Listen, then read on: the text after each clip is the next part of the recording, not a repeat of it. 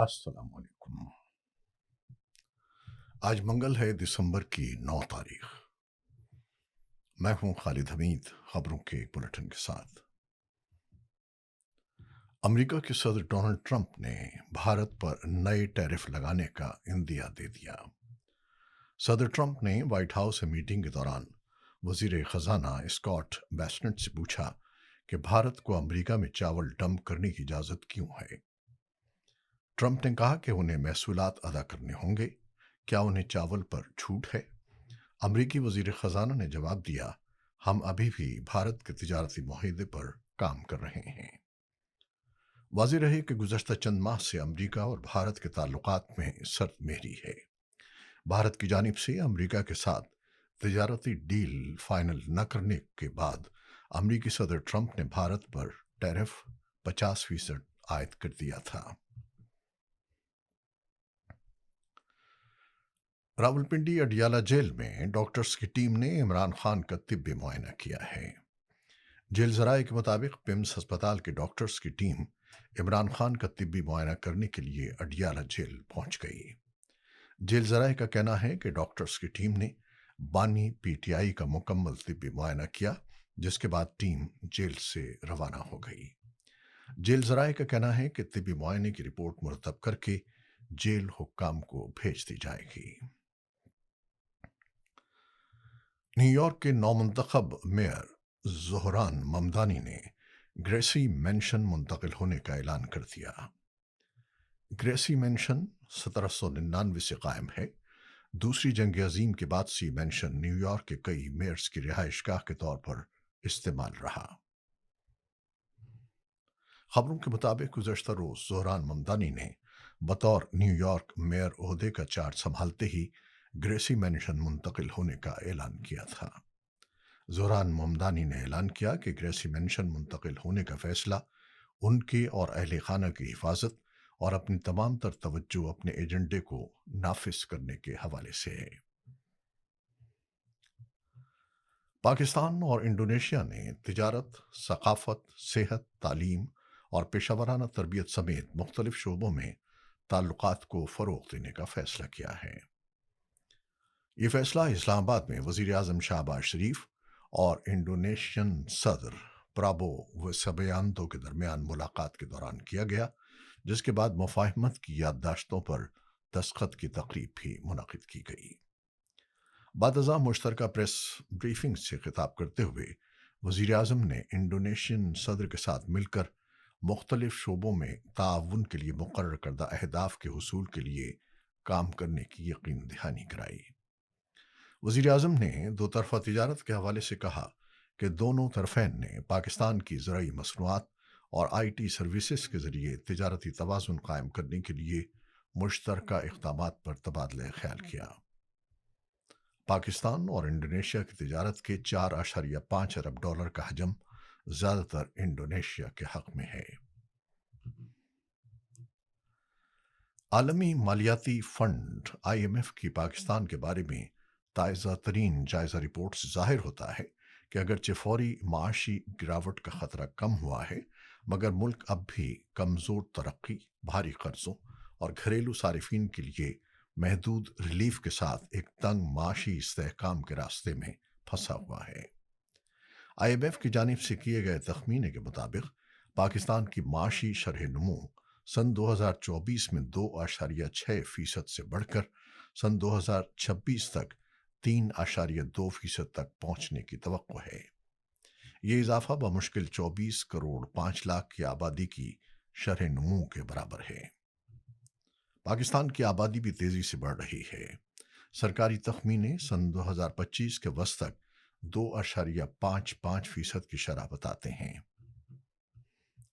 مجموعی طور پر IMF کے اندازے ایک ایسی معیشت کی تصویر پیش کرتے ہیں جس نے سخت مالیاتی اور معاشی اقدامات کے ذریعے وقتی استحکام تو حاصل کر لیا ہے، مگر اب بھی بھاری قرضوں، کمزور سرمایہ کاری اور سست روزگار کے بوجھ تلے دبی ہوئی ہے۔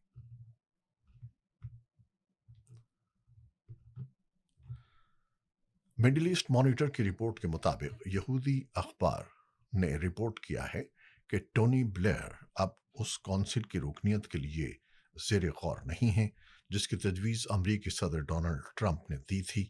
یہ معلومات ان لوگوں سے حاصل ہوئی ہیں جو بات چیت سے واقف ہیں۔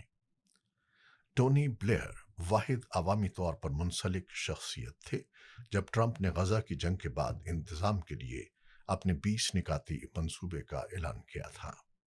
اس وقت ٹرمپ نے بلیئر کو ایک مضبوط امیدوار قرار دیتے ہوئے ان کی تعریف کی تھی۔ گزشتہ ہفتے کے دن ریاستی ٹی وی چینل کاہن نے اطلاع دی تھی کہ اسرائیلی وزیراعظم بنیامن نیتن یاہو نے بلیئر کے ساتھ ایک خفیہ ملاقات کی تھی جس کا مقصد غزہ میں آنے والے دنوں کے انتظامات پر بات چیت کرنا تھا۔